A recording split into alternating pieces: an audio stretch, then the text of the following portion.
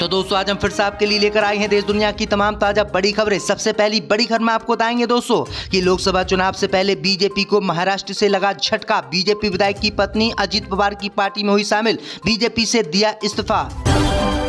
लोकसभा चुनाव से पहले ईवीएम पर बैन लगाने के लिए सुप्रीम कोर्ट में याचिका। देश के सभी चुनाव ईवीएम की जगह बैलेट पेपर से कराने की उठी मांग।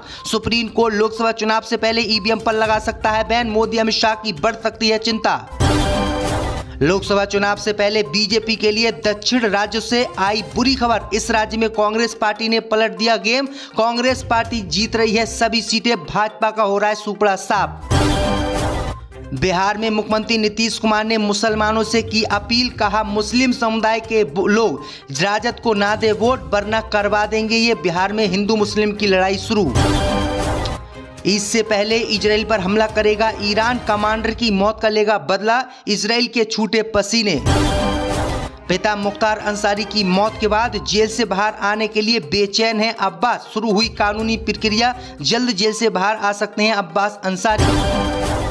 गाजा पट्टी में सहायता कर्मियों पर हमला करके फंसा इजराइल, दुनिया भर के देशों से मांग रहा माफी, कहा हमसे हो गई बड़ी गलती, अब नहीं करेंगे हमला। भड़के अमेरिका, ऑस्ट्रेलिया इजराइल के खिलाफ कार्रवाई का किया ऐलान। तो दोस्तों सभी खबरों को आपको एक एक कर बताने वाले हैं, वीडियो को लाइक कर चैनल को सब्सक्राइब कर दें। इसी बीच पर तो दोस्तों अगली खबर की ओर तो लोकसभा चुनाव से पहले महाराष्ट्र में बीजेपी को लगा झटका। बीजेपी विधायक की पत्नी अजित पवार की पार्टी में हुई शामिल। दोस्तों आपको बता दें कि लोकसभा चुनाव से पहले महाराष्ट्र में बीजेपी को झटका लगा है। महाराष्ट्र में तुलजापुर के बीजेपी विधायक राणा जगजीत सिंह पाटिल की पत्नी अर्चना पाटिल बीजेपी छोड़कर सीएम अजित पवार के नेतृत्व वाली एनसीपी में शामिल हो गई हैं। अजित पवार की पार्टी में एंट्री के बाद ही अर्चना पाटिल को धाराशिव लोकसभा क्षेत्र से उम्मीदवार घोषित किया गया है। अजित पवार गुट वाली एनसीपी की उम्मीदवार अर्चना पाटिल ने जीत का दावा करते हुए बीजेपी को हराने का ऐलान किया है। इसी बीच पर तो दोस्तों अगली खबर की ओर तो लोकसभा चुनाव से पहले ईवीएम पर बैन लगाने के लिए सुप्रीम कोर्ट पहुंचे देश के लोग। ईवीएम की जगह बैलेट पेपर से चुनाव कराने की कर दी मांग, मोदी अमित शाह की बड़ी चिंता। दोस्तों आपको बता दें कि लोकसभा चुनाव से पहले ईवीएम पर बैन लगाने के लिए देश की जनता सुप्रीम कोर्ट पहुंच गई है और सुप्रीम कोर्ट में ईवीएम के खिलाफ याचिका दायर करके ईवीएम की जगह बैलेट पेपर से चुनाव कराने की मांग की गई है। दरअसल आपको बता दें कि जो याचिका सुप्रीम कोर्ट में डाली गई है उस याचिका के अनुसार देश के सभी चुनाव ईवीएम की बजाय बैलेट पेपर से कराए जाने की मांग की है।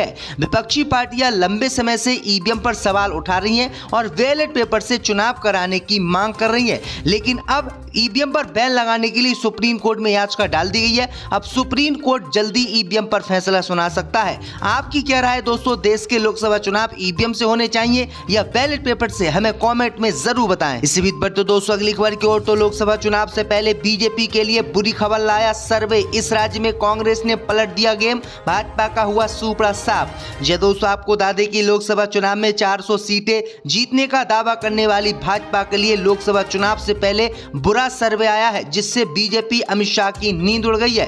खबर सामने निकल कर आई दोस्तों कि दक्षिण भारतीय राज्यों में शानदार प्रदर्शन बीजेपी नहीं कर रही है और बीजेपी बुरी तरीके से दक्षिण राज्यों में हार रही है। दरअसल आपको बता दें कि दक्षिण भारत के 5 राज्यों में केरल, आंध्र प्रदेश, तमिलनाडु ऐसे सूबे हैं जहां बीजेपी का कोई जनाधार नहीं है। पिछली बार इन तीनों राज्य में बीजेपी का खाता भी नहीं खुल सका। दक्षिण भारत में कर्नाटक इकलौता ऐसा राज्य है जहां बीजेपी एक बड़ी राजनीतिक ताकत बनकर उभरी। हालांकि इस बार यहां पर भी परिस्थितियां बदल चुकी हैं। खबर सामने निकल कर आई दोस्तों कि लोक पोल ने कर्नाटक का सर्वे जारी किया है। इस सर्वे में बीजेपी को झटका लगता नजर आ रहा है। सर्वे के मुताबिक आगामी लोकसभा चुनाव में बीजेपी को यहां 10 से 12 सीट मिल सकती है। वहीं कांग्रेस पार्टी को 25 सीटों पर जीत हासिल हो रही है और जेडीएस के खाते में 1 से 2 सीटें ही जा रही हैं। यानी आपको बता दें कि कांग्रेस पार्टी पूरा क्लीन स्वीप इन 5 राज्य में कर रहा है और इन 5 राज्य में बीजेपी बुरी तरीके से चुनाव हार रही है। कांग्रेस पार्टी ने पूरा गेम इन राज्यों में पलट दिया है। इसी बीच पर तो दोस्तों अगली खबर की ओर तो ईद से पहले इजराइल पर हमला करेगा ईरान, कमांडर की मौत का लेगा बदला, नेतन्याहू की उड़ी नींद। दोस्तों आपको बता दें कि हाल ही में यमन में ईरानी दूतावास पर हुए हमले के बाद मिडिल ईस्ट में जंग फैलने का खतरा बढ़ा हुआ है। ईरान अपने कमांडर की मौत के बाद ये कह चुका है कि वह इजराइल से बदला लेगा।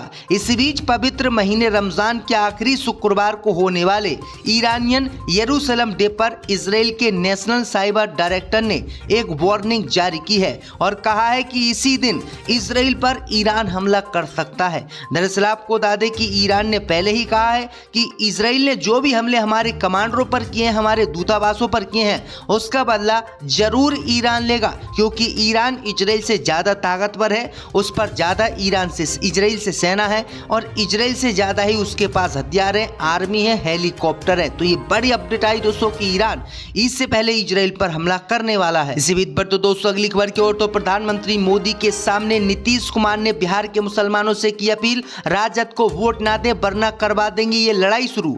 जी दोस्तों आपको बता दें कि बिहार के मुख्यमंत्री नीतीश कुमार ने गुरुवार को जमुई बल्लोपुर मैदान में आयोजित जनसभा को संबोधित किया। इस दौरान नीतीश कुमार ने प्रधानमंत्री मोदी के सामने मुस्लिम समुदाय से बड़ी अपील की।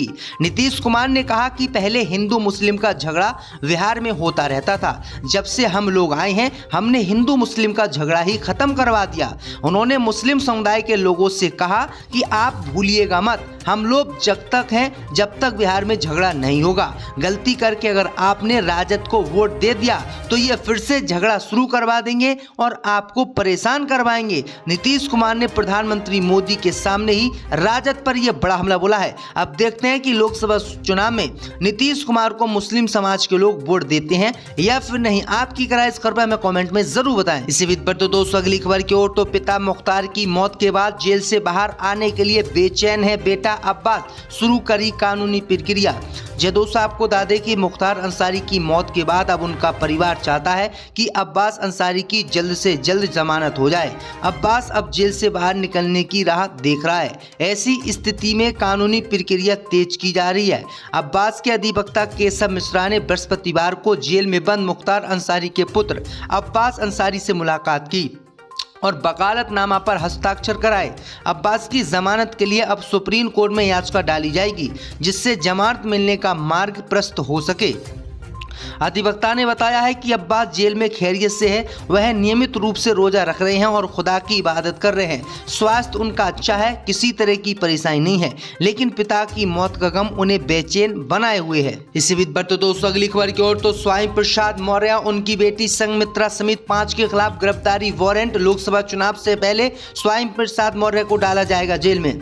जी दोस्तों आपको बता दें कि राष्ट्रीय सोशलिस्ट समाज पार्टी के अध्यक्ष स्वामी प्रसाद मौर्य और उनकी सांसद बेटी संघमित्रा मौर्य समेत 5 लोग के खिलाफ लखनऊ की एमपी एमएलए कोर्ट ने गिरफ्तारी वारंट जारी किया है। धोखाधड़ी, मारपीट, जान से मारने की धमकी और साजिश से पूरा मामला जुड़ा है। धोखाधड़ी, मारपीट, जान से मारने की धमकी, साजिश से जुड़ा ये मामला है। कोर्ट ने स्वामी प्रसाद मौर्य, संघमित्रा मौर्य, नीरज तिवारी, सूर्य प्रकाश शुक्ला और चिंटू ऋतिक सिंह के खिलाफ गिरफ्तारी वारंट जारी किया है। दरअसल आपको बता दें कि संघमित्रा मौर्य पर बिना तलाक दिए धोखे से दीपक स्वर्णकार से शादी का आरोप है। मामले में कोर्ट में हाजिर न होने पर एमपी एमएलए कोर्ट ने गिरफ्तारी वारंट जारी किया है। वादी दीपक के मुताबिक वो और संघमित्रा मौर्य 2016 से लिव इन रिलेशन में रह रहे थे। वादी के मुताबिक संघमित्रा और स्वामी प्रसाद मौर्य ने बताया कि संघमित्रा का पूर्व की शादी में तलाक हो गया है। तो ये बड़ी अपडेट आई दोस्तों कि स्वामी प्रसाद मौर्य को जेल में डालने की शुरुआत हो चुकी है। इसी बीच पर तो दोस्तों अगली खबर की ओर तो मायावती ने जारी की बसपा की तीसरी लिस्ट, मथुरा से बदला कैंडिडेट। जी दोस्तों आपको बता दें कि मायावती ने लोकसभा चुनाव के लिए यूपी के प्रत्याशियों की तीसरी लिस्ट जारी कर दी है। इसमें 12 प्रत्याशियों के नामों का ऐलान किया गया है। मथुरा से टिकट बदल दिया गया है। इससे पहले बसपा 25 प्रत्याशियों का ऐलान कर चुकी है। इसी तरह बसपा यूपी की 80 में से अब तक 36 सीटों का ऐलान कर चुकी है। बुधवार को जिन लोगों के नामों का ऐलान किया गया उनमें गाजियाबाद से नंद किशोर पुनीर, अलीगढ़ से हितेंद्र कुमार उर्फ बंटी उपाध्याय, मथुरा से सुरेश सिंह को उतारा गया है। यहाँ कमल कांत उपमऊ को पहले टिकट दिया गया था, लेकिन बाद में इनका टिकट काट दिया गया। तो ये बड़ी अपडेट आई दोस्तों कि मायावती भी लगातार अपने उम्मीदवारों को लोकसभा चुनाव में लगातार उतार रही हैं। इसी बीच पर तो दोस्तों अगली खबर की ओर तो गाजा पट्टी में फिलिस्तीनियों की मदद करने वाले लोगों पर हमला करके फंसा इजराइल पूरी दुनिया के लोगों से मांग रहा माफी, कहा हमसे हो गई बहुत बड़ी गलती।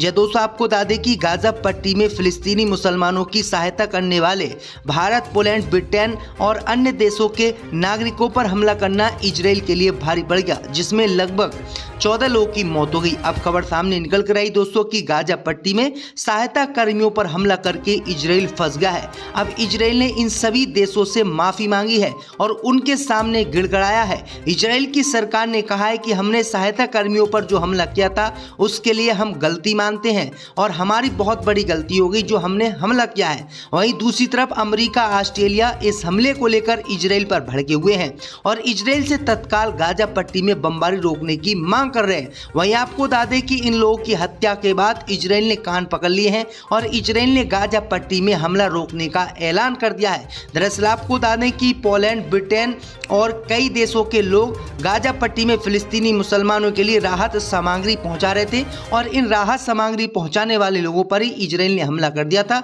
जिसमें 14 लोगों की मौत हो गई थी, जिसके बाद कई देश इजराइल पर भड़के थे।